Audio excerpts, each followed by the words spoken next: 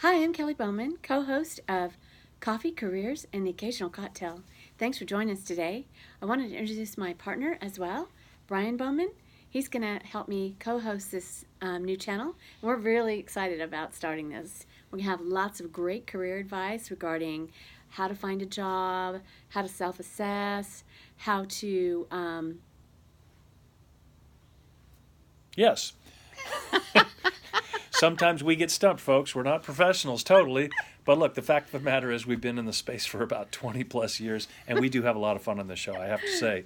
And, we're here to help you out. We're here to help you find a career, change a career, as Kelly said, assess what your strengths and weaknesses are, how to handle things like work-life balance and kids and starting new jobs.